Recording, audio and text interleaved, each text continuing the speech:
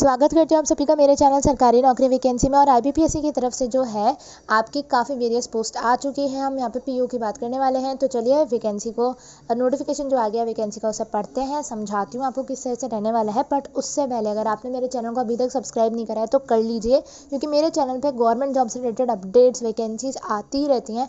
तो आप इसको ज़रूर सब्सक्राइब करें ताकि आपसे कुछ भी मिस ना हो जाए। चलिए अगर हम इसके अंदर देखें तो आपका ऑनलाइन रजिस्ट्रेशन जो है वो आपका 1 सितंबर से लेकर 21 सितंबर तक रहने वाला है। पेमेंट जो आपका है वो 1 सितंबर से 21 सितंबर तक रहने वाला है। इसके बाद अगर हम बात करें जो आपका प्री एग्ज़ाम होगा वो आपका नवंबर में हो सकता है।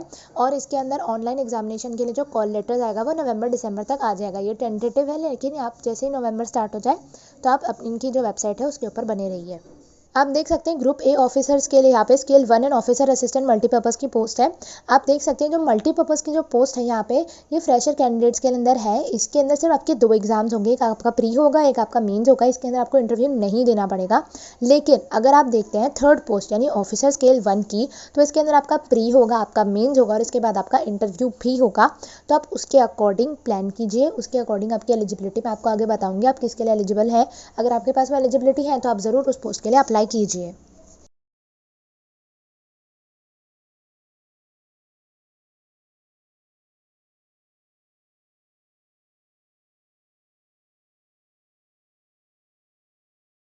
आप यहाँ देख सकते हैं बेसिक एलिजिबिलिटी कि आपको सिटीजन होना पड़ेगा इंडिया का, सब्जेक्ट ऑफ नेपाल और सब्जेक्ट ऑफ भूटान, इस तरह से आप देख सकते हैं। उसके अलावा यहाँ पे आप ग्रुप वाइज देख सकते हैं आपकी वैकेंसी। जैसे आप देख सकते हैं फॉर ऑफिस असिस्टेंट, यहाँ पे आपकी एज लिमिट 18 टू 28 ईयर्स होनी चाहिए। और आपकी जो एज लिमिट है वो भी आपकी 2 सितंबर से लेकर जो है 1997 से लेकर 1 सितंबर 2007 तक जो है आपकी कैलकुलेट की जाएगी। फिर आप देख सकते हैं ऑफिसर स्केल 1 असिस्टेंट मैनेजर के लिए आपकी एज लिमिट 18 टू 30 रहने वाली है। तो आपकी जो एज लिमिट है वो 1 सितंबर तक कैलकुलेट की जाएगी। आप देख सकते हैं इसके अंदर 2007 है, लेकिन थर्ड पोस्ट के अंदर 1 सितंबर 2004 है।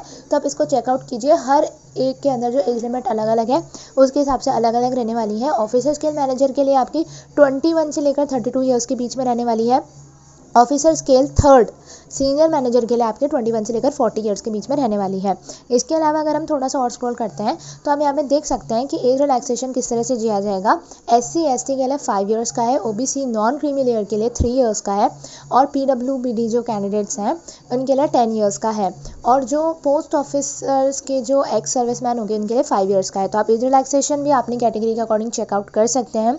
वापस बता देती हूँ आपको, जो लिंक है इसका आपको डिस्क्रिप्शन में मिल जाएगा, तो आप PDF डाउनलोड कर लीजिएगा और एक बार पढ़ लीजिएगा। अगर हम यहाँ पे एसेंशियल क्वालिफिकेशन देखते हैं एजुकेशनल क्वालिफिकेशन में, तो आपके ऑफिस असिस्टेंट मल्टीपर्पज़ में बैचलर डिग्री मांगी गई है किसी भी डिसिप्लिन में, आपने चाहे साइंस की हो, आर्ट्स, कॉमर्स, कुछ भी। अब आप यहाँ पे देखिए, आपको लोकल लैंग्वेज बहुत अच्छे से आनी चाहिए।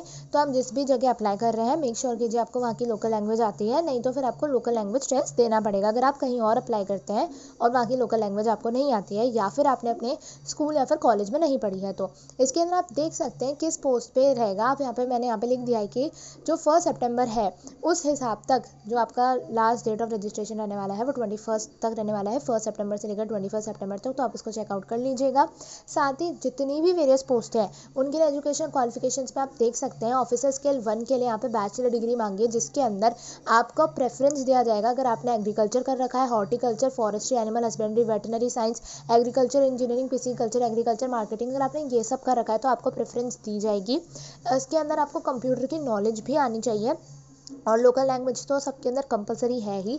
नेक्स्ट हम बात कर लेते हैं ऑफिसर स्केल 2 के लिए, यानी कि जनरल बैंकिंग। इसके अंदर भी बैचलर्स की जो है आपकी डिग्री चाहिए।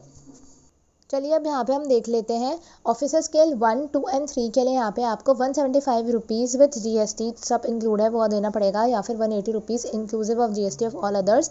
SC/ST PWD कैंडिडेट्स के लिए अलग यहाँ पे फीस रहने वाली है, तो आप इसको भी चेकआउट कर सकते हैं। ऑफिसर असिस्टेंट मल्टीपर्पज़ के लिए 175, SC/ST PWD ESM DESM के लिए है 850 रुपीज़ जो है, बाकी सबके लिए है, यानी कि जनरल के लिए है। अगर हम ऑनलाइन एग्जाम की बात करें तो जैसे मैंने आपको बताया था इसके अंदर प्री और मेन्स होगा। तो यहाँ आप देख सकते हैं आपकी आएगी रीजनिंग जो आएगी 40 क्वेश्चन 40 मार्क्स के, 25 मिनट्स का टाइम होगा। न्यूमेरिकल एबिलिटी आपकी 40 क्वेश्चन आएगी 40 मार्क्स की, जिसमें आपका 20 मिनट्स का टाइम होगा। टोटल 80 क्वेश्चन 80 मार्क्स की हो गए हैं आपके।